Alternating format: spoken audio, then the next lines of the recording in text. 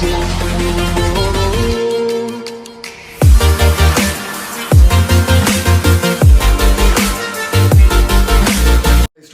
Welcome back. ഇന്നത്തെ ക്ലാസ്സിൽ നമ്മൾ ഡിസ്കസ് ചെയ്യുന്നത് ഓസിലേഷൻ്റെ പാർട്ട് നമ്പർ 3 ആണ്.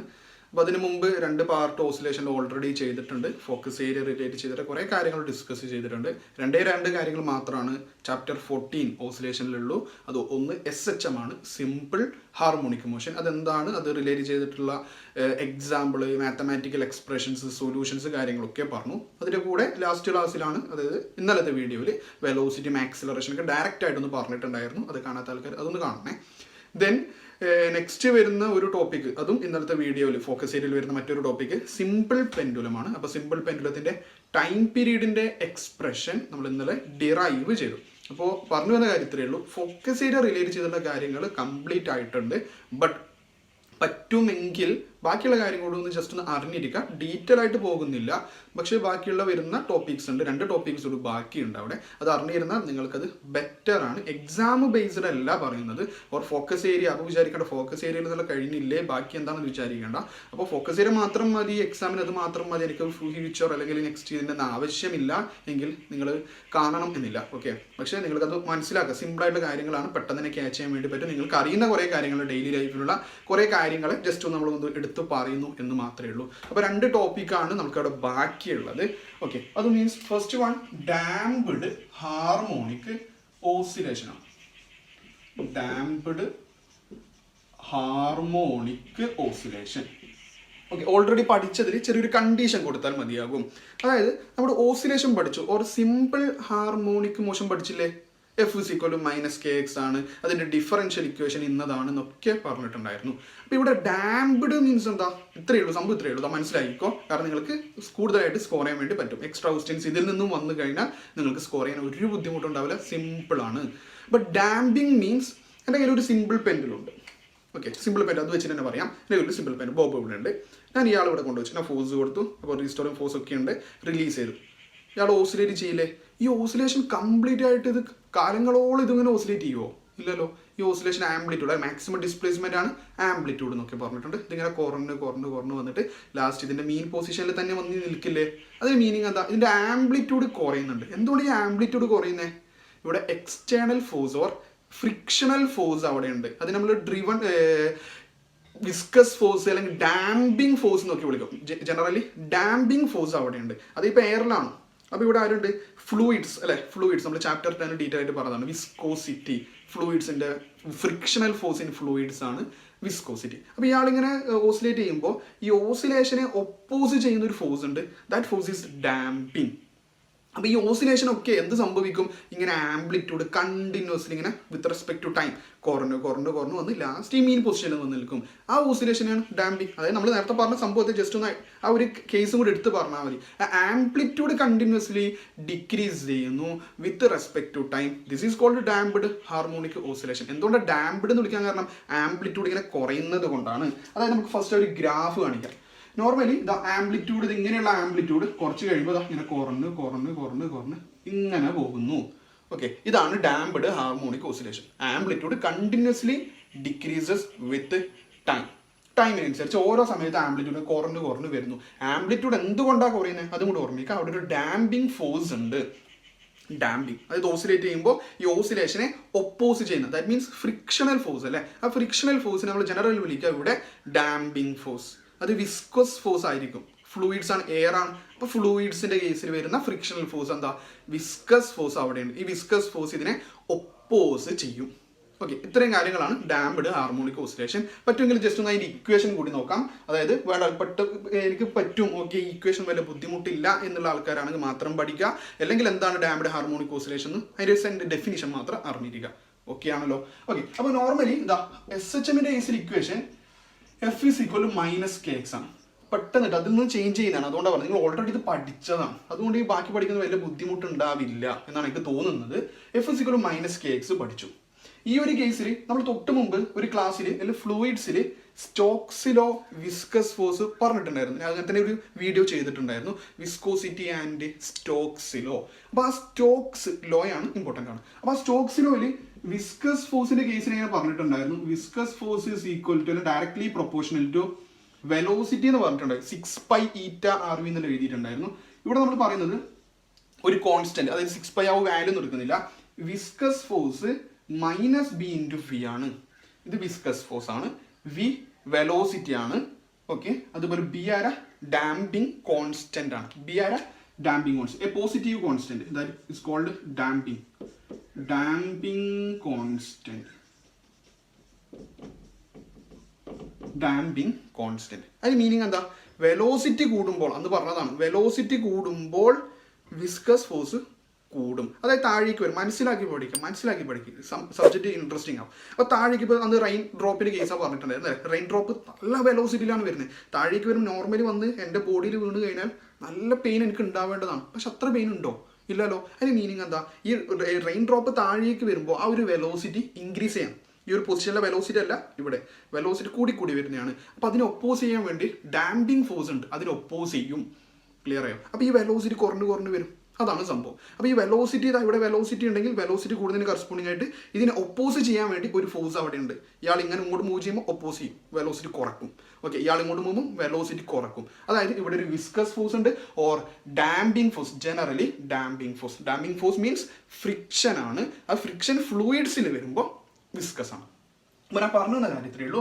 ഡാംപ്ഡ് ഹാർമോണിക് ഓസിലേഷന്റെ കേസിൽ ഈ ഇക്വേഷൻ മാത്രം പോരാ, ഇതിനെ വീണ്ടും കുറക്കുന്നു. F = -kx ആയിരുന്നു, അതിന്റെ കൂടെ ഇയാൾ കൂടി വരും, that is -b into V കൂടി ഉണ്ട്. ക്ലിയർ ആയോ? നോർമലി ഇത്രയാണ് SHM.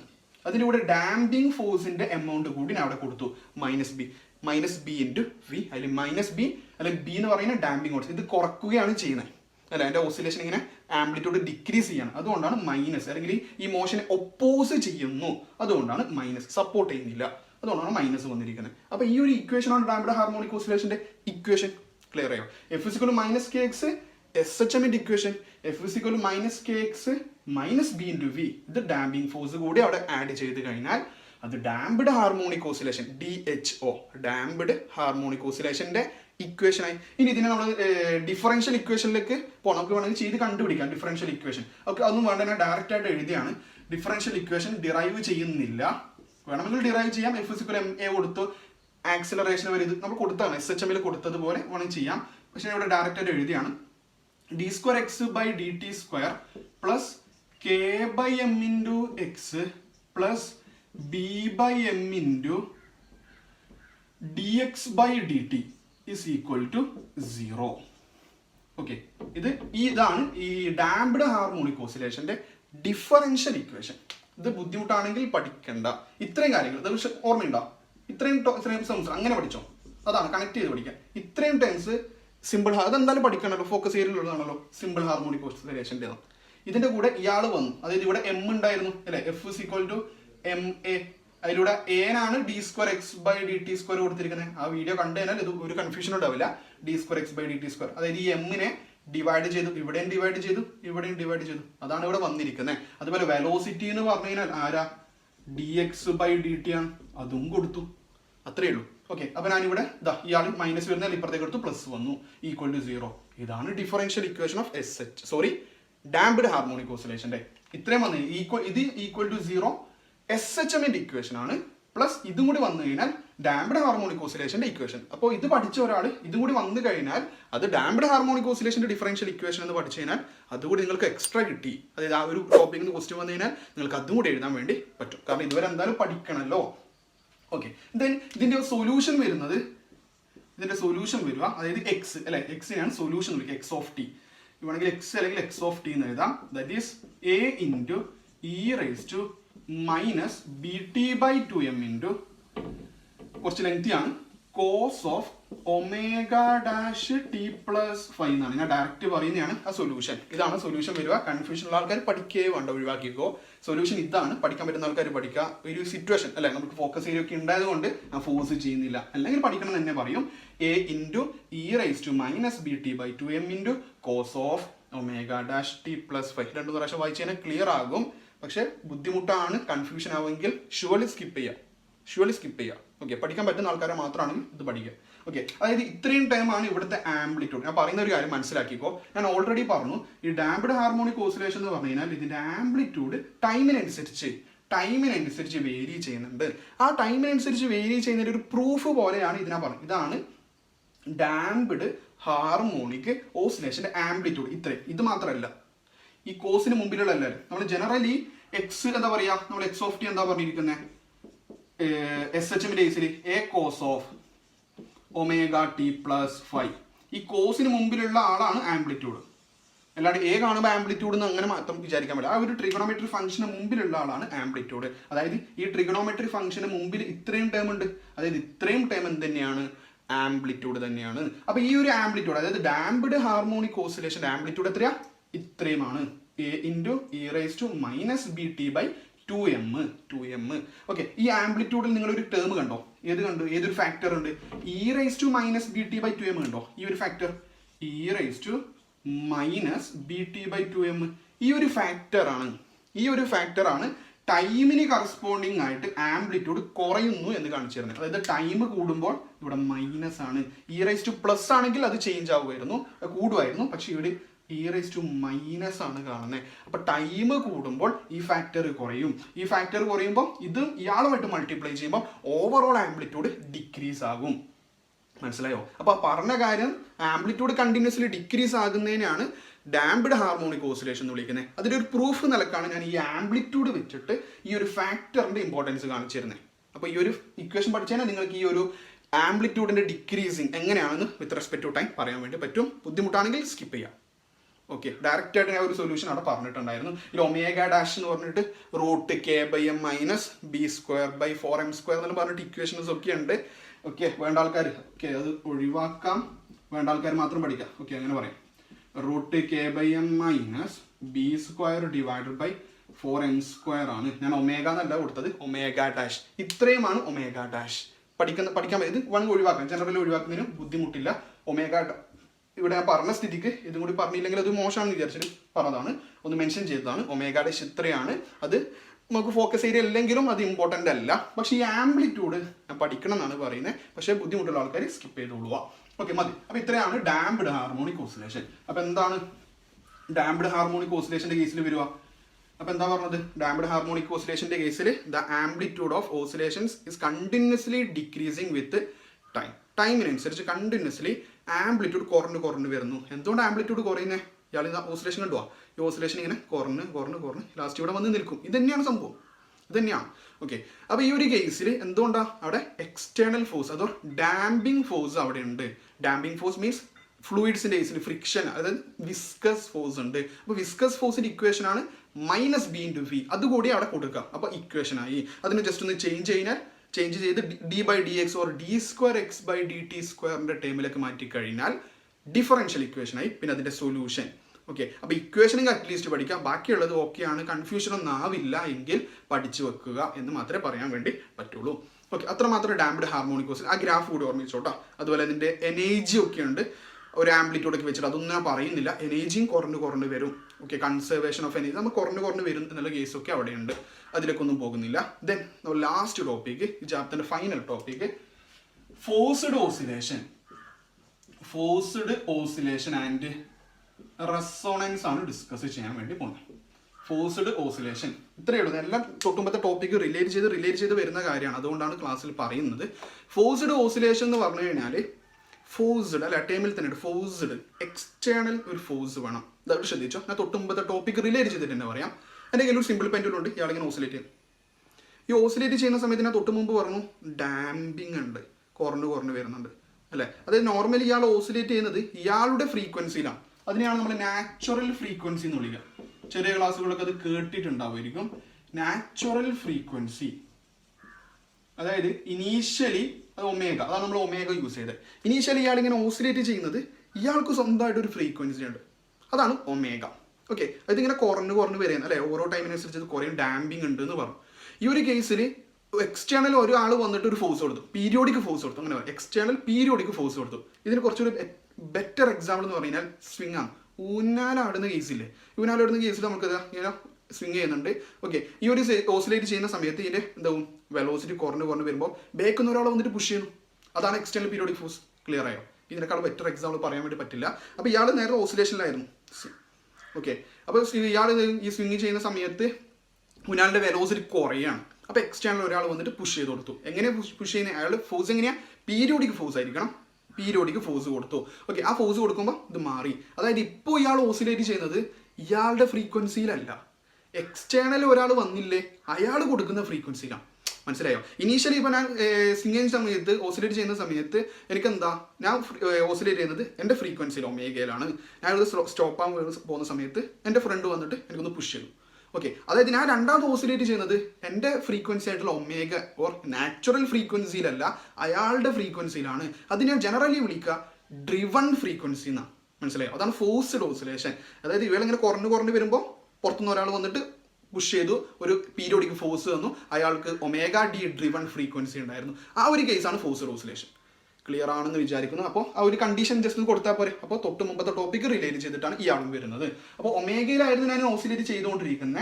എൻ്റെ ഓസിലേഷൻ ഡാമ്പിങ് വരുന്നുണ്ട്, വിസ്കസ് ഫോഴ്സ് ഒക്കെ വന്നിട്ട് തന്നെ മൂവ്മെന്റ് കുറക്കും. അല്ലാതെ എനിക്ക് കംപ്ലീറ്റ് ആയിട്ട് നിൽക്കാൻ വേണ്ടി പറ്റില്ല. ഒരാൾ വന്നിട്ട് ബേക്കിൽ നിന്ന് പുഷ് ചെയ്ത് തന്നാലേ എനിക്ക് മൂവ് ചെയ്യാൻ വേണ്ടി പറ്റുള്ളൂ.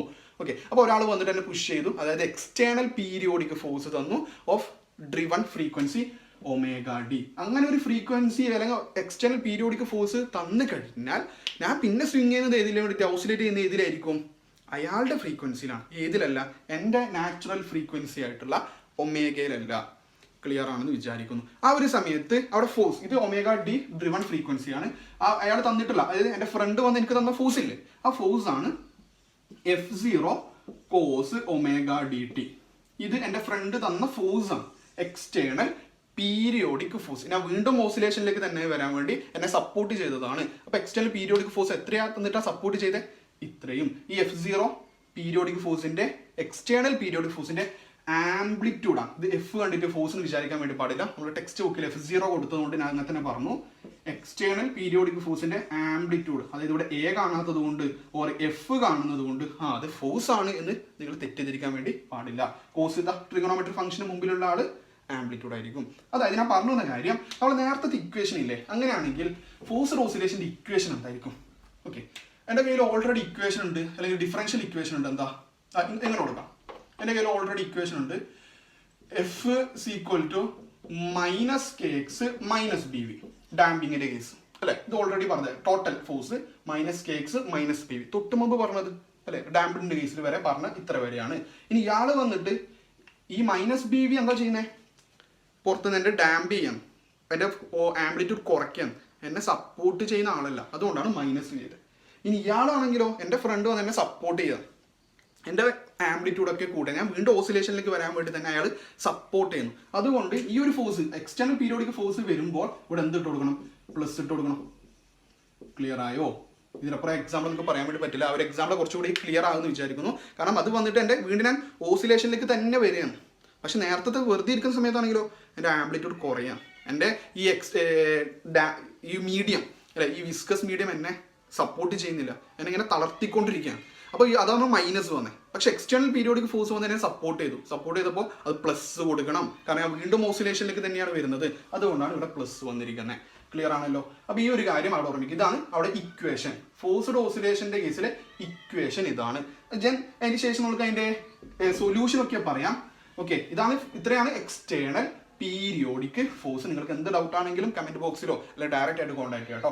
അപ്പോൾ ഇതാണ് എക്സ്റ്റേണൽ പീരിയോഡിക് ഫോഴ്സ്, അത് പ്ലസ് കൊടുത്തു. ഇത് എക്സ്റ്റേണൽ പീരിയോഡിക് ഫോഴ്സിന്റെ ആംപ്ലിറ്റ്യൂഡ് ആണ്. ഇത് എക്സ്റ്റേണൽ പീരിയോഡിക് ഫോഴ്സിന്റെ ഡ്രിവൺ ഫ്രീക്വൻസി ആണ്. ഓക്കെ, ഇതിന്റെ സൊല്യൂഷൻ ഒന്നും പോകുന്നത്, ഇതിലേക്ക് മറ്റൊരു ടോപ്പിക് കൂടി പറയാനുണ്ട്. ഫോഴ്സ്ഡ് ഓസിലേഷൻ ആൻഡ് റെസൊണൻസിനെ കുറിച്ചൊന്നും പറയണം. അതിന് വേണ്ടിയിട്ട് ഞാൻ ഇവരുടെ ആംപ്ലിറ്റ്യൂഡ് എത്രയാണെന്ന് വിചാരിച്ചു കഴിഞ്ഞാൽ ഡയറക്റ്റ് ആയിട്ട് ആംപ്ലിറ്റ്യൂഡ് പറയും. ഈ ഒരു ഫോഴ്സ്ഡ് ഓസിലേഷന്റെ കേസിൽ ആംപ്ലിറ്റ്യൂഡിന്റെ ഇക്വേഷൻ പറ്റുമെങ്കിൽ മാത്രം പഠിക്കുക, കുറച്ചൊന്ന് ലെങ്തിയാണ്.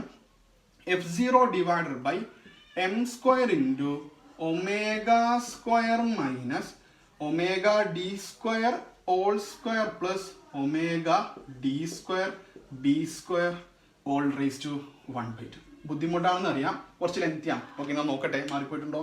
F0 divide by m square into omega square minus omega D square whole square plus omega D square B square whole raise to 1/2. Okay, പ്രശ്നമില്ല. ഇതാണ് ഇയാളുടെ ഫോഴ്സ്ഡ് ഓസിലേഷൻ്റെ ആംപ്ലിറ്റ്യൂഡ്. ഡയറക്റ്റ് ആയിട്ട് നമുക്ക് പഠിക്കാനായിട്ട് ഇത് എങ്ങനെ വന്നു ഡിറൈവ് ചെയ്യാനൊന്നുമില്ല. പറ്റുമെങ്കിൽ മാത്രം പഠിക്കുക, ഫോക്കസ് ഏരിയയിൽ ഇല്ല. പക്ഷെ ജസ്റ്റ് ഒന്ന് കാണിച്ചത്, കാരണം എനിക്ക് റെസൊണൻസ് എന്ന് പറഞ്ഞ ഫിനോമിന പറയാൻ വേണ്ടിയിട്ടാണ് ഞാൻ ഇത് എഴുതിയിരിക്കുന്നത്. ഇത് ഡയറക്റ്റ് ആയിട്ട് പഠിക്കുന്ന ആൾ ഡയറക്റ്റ് ആയിട്ട് പഠിക്കുക, ഇതിൻ്റെ ഡെറിവേഷൻ ഒന്നും ഇല്ല. ഓക്കെ, അത് പഠിക്കാൻ പറ്റുമെങ്കിൽ പഠിക്കാം. ഓക്കെ, ഇത് എഴുതാതെ എനിക്ക് നെക്സ്റ്റ് പോകാൻ വേണ്ടി പറ്റില്ല, അതുകൊണ്ടാണ് ഞാൻ ഇവിടെ എഴുതി നോക്കിയിരിക്കുന്നത്. F0 divided by F0 means forced ഓസിലേഷൻ്റെ amplitude m² into omega square. അത് നാച്ചുറൽ ഫ്രീക്വൻസി. ഇത് എൻ്റെ ഫ്രണ്ട് തന്ന frequency, driven frequency omega d². ഇത് നമ്മുടെ ഡാമ്പിങ് വിസ്കസ് മീഡിയത്തിൻ്റെ ഓക്കെ ആണെന്ന് വിചാരിക്കുന്നു. ഓൾ റൈസ് ടു 1/2 സ്ക്വയർ റൂട്ടാണ് വരുന്നത്. ഇനി റെസൊണൻസ് വരുന്ന സമയത്ത് എൻ്റെ natural frequency is close to driven frequency ആയിരിക്കും. Resonance, in case of resonance natural ഫ്രീക്വൻസിയും എൻ്റെ എക്സ്റ്റേണൽ അല്ലെ, ഞാൻ ഒരു ഫ്രീക്വൻസിയിലായിരുന്നു ആദ്യം ഓസിലേറ്റ് ചെയ്തിരിക്കുന്നത്. അതേ ഫ്രീക്വൻസിയാണ് എനിക്ക് എക്സ്റ്റേണലി ഡ്രിവൺ ഫ്രീക്വൻസിയും ഏകദേശം അടുത്താണ് അല്ലെങ്കിൽ സെയിം ആണ്, ക്ലോസ് ആയിട്ട് വരുന്നുണ്ടെങ്കിൽ ആ ഒരു സമയത്ത് എന്തായിരിക്കും സംഭവിക്കുക, അല്ലെങ്കിൽ ആംപ്ലിറ്റ്യൂഡ് എന്ത് ചേഞ്ച് ആണ് ഉണ്ടാവുക? ഓക്കെ, ആംപ്ലിറ്റ്യൂഡ് നോക്കാം. അതായത് ഒമേഗയും ഒമേഗ ഡിയും ഈക്വൽ ആയിട്ട് വരുന്നു. അതിന് മീനിങ് എന്താ? ഈ ഒരു ടേം ക്യാൻസൽ ആയി പോവില്ലേ, അല്ല 0 ആവില്ലേ? രണ്ടും സെയിം ആണ്, ഒമേഗ മൈനസ് ഒമേഗ 0. അപ്പോൾ ഇവിടെ ആരും ഉണ്ടാവുള്ളൂ F0 divided by omega d² b². ഈ ടേം ഇല്ല, ഇത് മാത്രം ഓൾ റേസ് ടു 1/2. ഓക്കെ, ഇത് നമുക്ക് വേണമെങ്കിൽ F0 ഡിവൈഡഡ് ബൈ ഇത് റൂട്ട് അല്ലേ, whole raise to 1/2 means a raise to 1/2 എന്ന് പറഞ്ഞു കഴിഞ്ഞാൽ ദാറ്റ് ഈസ് റൂട്ട് a ആണ്. അപ്പൊ റൂട്ട് സ്ക്വയർ വന്നു കഴിഞ്ഞാൽ സ്ക്വയർ എല്ലാം പോകും. Omega d b² whole raise to 1/2 b. അപ്പൊ ആംപ്ലിറ്റ്യൂഡ് ഈ ഇക്വേഷൻ ആവും. This is the expression for maximum amplitude. അതായത് ഞാൻ മാക്സിമം പോയിട്ടുണ്ടാവില്ലേ, എനിക്ക് എപ്പോഴാണ് മാക്സിമം ആംപ്ലിറ്റ്യൂഡ് കിട്ടുന്നത്? ഒമേഗയും ഒമേഗ ഡിയും ഈക്വൽ ആവുന്ന സിറ്റുവേഷനാണ്. അത് ഞാൻ മാക്സിമം എനിക്ക് അവിടെ ഓസിലേഷൻ വരുന്നു, അല്ലെങ്കിൽ മാക്സിമം ആംപ്ലിറ്റ്യൂഡ് വരുന്നു, അല്ലെങ്കിൽ ഞാൻ മാക്സിമം ഡിസ്പ്ലേസ്മെന്റിലേക്ക് പോകുന്നുണ്ടെങ്കിൽ ആ പോകാനുള്ള കാരണം എന്താ? ഇത് രണ്ടും ഈക്വൽ ആകുന്ന അല്ലെങ്കിൽ അടുത്ത് വരുന്ന ഒരു സിറ്റുവേഷൻ ആണ്. ആ ഒരു മാക്സിമം ആംപ്ലിറ്റ്യൂഡ് ഇക്വേഷൻ എന്താ? ഇതാണ്. ഈ ഒരു പ്രോസസ്സിനെയാണ് റെസൊണൻസ് എന്ന് വിളിക്കുന്നത്. ആ ഒരു കണ്ടീഷൻ ഈക്വൽ ആകുന്നു, അതായത് when the natural frequency is close to the driven frequency. Natural frequency എന്ന് പറഞ്ഞാൽ എൻ്റെ ഫ്രീക്വൻസി, ഡ്രിവൺ ഫ്രീക്വൻസി എൻ്റെ ഫ്രണ്ട് തന്നിട്ടുള്ള ആ ഒരു ഫ്രീക്വൻസി, രണ്ടും അടുത്ത് വരികയാണെങ്കിൽ ഓർ ഈക്വൽ ആകുന്നുണ്ടെങ്കിൽ ആ സമയത്ത് എൻ്റെ ആംപ്ലിറ്റ്യൂഡ് എന്താകും? മാക്സിമം ആകും. ആ മാക്സിമം ആംപ്ലിറ്റ്യൂഡ് ആകുന്ന ഈ ഒരു ഫിനോമിനെയാണ് എന്ത് വിളിക്കുന്നത്? റെസൊണൻസ് എന്ന് വിളിക്കുന്നത്. ക്ലിയർ ആണെന്ന് വിചാരിക്കുന്നു. Rattling of Windows during thunder, അല്ലെ ഇടിയുടെ സമയത്തൊക്കെ വിൻഡോസ് ജസ്റ്റ് ഷെയ്ക്ക് ആവുന്നതൊക്കെ കാണാൻ വേണ്ടി പറ്റും. ഇതൊക്കെ ഇതിന്റെ എക്സാമ്പിൾ ആയിട്ട് പറയാം, റെസൊണൻസിന്റെ എക്സാമ്പിൾ പറയാം. അതുപോലെ റെസൊണൻസ് കോളം എക്സ്പെരിമെന്റ് ഒക്കെ ഉണ്ട്. ഓക്കെ, റെസൊണൻസ് കോളം എക്സ്പെരിമെന്റിലൊക്കെ റെസൊണൻസ് റിലേറ്റ് ചെയ്തിട്ടുള്ള കുറേ ഹൈ ലൗഡ് സൗണ്ട് ഒക്കെ കേൾക്കുന്നു. അങ്ങനൊരു കാര്യമുണ്ട്, പക്ഷെ അത് പറയുന്നില്ല കാരണം കൺഫ്യൂഷൻ ആവാൻ ചാൻസ് ഉണ്ട്. അത് പ്രാക്ടിക്കലി ചെയ്യുന്ന കാര്യങ്ങളാണ്. ഓക്കെ, അപ്പോൾ കുറേ എക്സാമ്പിൾ റെസൊണൻസ് റിലേറ്റ് ചെയ്തിട്ട് കുറേ എക്സാമ്പിൾസ് ഉണ്ട്. അപ്പോൾ rattling of Windows during thunder ഒക്കെ ഏറ്റവും ബേസിക് ആയിട്ടുള്ള ഒരു എക്സാമ്പിളാണ്. അതൊക്കെ പറ്റുമെങ്കിൽ മാത്രം ഒന്ന് ഓർമ്മിക്കുക. അതായത് ഈ ടോപ്പിക് തന്നെ എനിക്കൊന്ന് പറഞ്ഞ് കംപ്ലീറ്റ് ഡീറ്റെയിൽ ആയിട്ടൊന്നും പോയിട്ടില്ല, പക്ഷേ എങ്കിലും ഇക്വേഷൻ ഇതൊക്കെ പറഞ്ഞില്ലെങ്കിൽ സൊല്യൂഷൻ ഒന്നും പറഞ്ഞിട്ടില്ല, ഇക്വേഷനും ഡയറക്റ്റ് ആയിട്ട് ആംപ്ലിറ്റ്യൂഡ് പറഞ്ഞു. ഓക്കെ, ഇത് വേണ്ട ആൾക്കാർ മാത്രം ഈ ഒരു കാര്യം നോട്ട് ചെയ്യുക. കൺഫ്യൂഷൻ ആവുമെങ്കിൽ സ്കിപ്പ് ചെയ്യുക. പക്ഷേ ഈ ഒരു ടോപ്പിക്ക് പറഞ്ഞു കഴിഞ്ഞാൽ ഒരു കംപ്ലീറ്റ്നെസ് കിട്ടും എന്ന നിലക്കാണ് പറഞ്ഞിരിക്കുന്നത്. ഫോക്കസ് ഏരിയയിലില്ല എന്ന് നല്ല നീറ്റായിട്ട് അറിയാം, അത് ഓൾറെഡി പറഞ്ഞിട്ട് തന്നെയാണ് തുടങ്ങിയിരിക്കുന്നത്. അപ്പോൾ പറഞ്ഞത് ഡാംപ്ഡ് ഹാർമോണിക് ഓസിലേഷൻ അതിൻ്റെ കണ്ടിന്യൂസ് ആയിട്ട് വരുന്നതാണ്. അപ്പോൾ ഒരു കഥ പോലെ തന്നെ വന്നിട്ടുണ്ടല്ലോ, ഒരു സ്റ്റോറി. ഇയാൾ എന്താണ് അതിനെ ഹെൽപ്പ് ചെയ്യാൻ വേണ്ടി മറ്റൊരാൾ വരുന്നു. അപ്പോൾ എന്താണ് സംഭവിക്കുന്നത്? അതിനാണ് ഫോഴ്സ്ഡ് ഓസിലേഷൻ. അയാളുടെ ആംപ്ലിറ്റ്യൂഡ് എന്താണ്? അയാളുടെ ഡ്രിവൺ, അതിനെ വിളിക്കുക driven. Okay, driven frequency. Omega D എന്ന് വിളിക്കുക ഡ്രിവൺ. എക്സ്റ്റേണൽ തന്ന ഫ്രീക്വൻസി ഡ്രിവൺ, എൻ്റെ ഫ്രണ്ട് എന്ന ഫ്രീക്വൻസി ഡ്രിവൺ ഫ്രീക്വൻസി. അപ്പോൾ ആംപ്ലിറ്റ്യൂഡ് എന്താകുന്നു? പിന്നെ അതിൻ്റെ കേസ് ഒരു കണ്ടീഷൻ കൊടുത്തു. ഓക്കെ, വേറെയും കണ്ടീഷൻ ഉണ്ട്, അതൊന്നും പറഞ്ഞിട്ടില്ല. ഞാൻ ഡയറക്റ്റ് റെസൊണൻസിൻ്റെ കണ്ടീഷനാണ് പറഞ്ഞത്. ഈ നാച്ചുറൽ ഫ്രീക്വൻസിയും ഡ്രിവൺ ഫ്രീക്വൻസിയും ക്ലോസ് ആകുന്നുണ്ടെങ്കിൽ മാക്സിമം ആംപ്ലിറ്റ്യൂഡ് കിട്ടും. ആ മാക്സിമം ആംപ്ലിറ്റ്യൂഡ് കിട്ടുന്ന ആ ഒരു പ്രോസസ്സിനെയാണ് റെസൊണൻസ് എന്ന് വിളിക്കുക. അത് ലൗഡ് സൗണ്ട് ഒക്കെ കേൾക്കുന്ന കേസ്, റെസൊണൻസ് കോളം എക്സ്പെരിമെന്റിൽ നല്ല സൗണ്ട് കേൾക്കുന്ന കേസ്, അല്ലെങ്കിൽ നമ്മൾ ട്യൂണിംഗ് ഫോർക്ക് എക്സൈറ്റ് ചെയ്തിട്ട് ഒരു ടേബിൾ വെച്ച് കഴിഞ്ഞാൽ മാക്സിമം സൗണ്ട് കിട്ടുന്ന ഒരു സിറ്റുവേഷൻ ഒക്കെ ഉണ്ടാകും. അതിനാണ് റെസൊണൻസ്. ഒക്കെ ഇതൊക്കെ പ്രാക്ടിക്കലി കുറേ കാര്യങ്ങൾ പറയാനുണ്ട്, പക്ഷേ ഫോക്കസ് ചെയ്ത് അതൊന്നും ഇല്ലാത്തതുകൊണ്ട് ഇവിടെ വെച്ച് അവസാനിപ്പിക്കുന്നതാണ്. നിങ്ങൾക്ക് ഓവറോൾ ഒരു ഐഡിയ കിട്ടിയിട്ടുണ്ടാകും ഡാംപ്ഡ് ഹാർമോണിക് ഓസിലേഷനെ കുറിച്ചും ഫോഴ്സ്ഡ് ഓസിലേഷനെ കുറിച്ചും നിങ്ങൾക്കൊരു ക്ലിയർ ഐഡിയ കിട്ടിയെന്ന് വിചാരിക്കുന്നു. പറ്റുമെങ്കിൽ അതുകൊണ്ട് മനസ്സിലാക്കിയിട്ട് എക്സാമിന് പ്രിപ്പയർ ചെയ്ത് കഴിഞ്ഞാൽ കുറച്ചുകൂടി നിങ്ങൾ സേഫ് ആകും. ലാസ്റ്റ് പറഞ്ഞാൽ കുറച്ചുകൂടി സേഫാണ്. കാരണം എക്സ്ട്രാ ക്വസ്റ്റ്യൻ വന്നു കഴിഞ്ഞാലും നിങ്ങൾക്ക് അറ്റൻഡ് ചെയ്ത് മാക്സിമം ഫുൾ മാർക്ക് എന്തായാലും സ്കോർ ചെയ്യാൻ വേണ്ടി പറ്റും. ഓക്കെ, അപ്പോൾ ഇതോടുകൂടി നമ്മൾ ഓസിലേഷൻസ് വൈൻഡ് അപ്പ് ചെയ്യാണ്. നിങ്ങൾക്ക് എന്തെങ്കിലും ഡൗട്ട് ഉണ്ടെങ്കിൽ കമൻറ്റ് ബോക്സിലോ അല്ലെങ്കിൽ ഡയറക്റ്റ് ആയിട്ട് കോൺടാക്ട് ചെയ്യുക, ഒരു ബുദ്ധിമുട്ടില്ല. ഓക്കെ, നെക്സ്റ്റ് ക്ലാസ്സിൽ അടുത്ത ചാപ്റ്റർ വേവ്സിൻ്റെ ഇമ്പോർട്ടൻ്റ് ആയുള്ള ഫോക്കസ് ഏരിയയും പിന്നെ കുറച്ച് ബാക്കിയുള്ള ഫോക്കസ് ഏരിയയിൽ നിന്നും അല്ലാത്ത കുറച്ച് കാര്യങ്ങളും നമുക്ക് നോക്കിയിട്ട് ഡിസ്കസ് ചെയ്യാം. അപ്പോൾ ഇന്നത്തെ ക്ലാസ് വൈൻഡ് അപ്പ് ചെയ്യാണ്. നിങ്ങൾക്ക് ക്ലിയർ ആണെന്ന് വിചാരിക്കുന്നു. നെക്സ്റ്റ് ക്ലാസ്സിൽ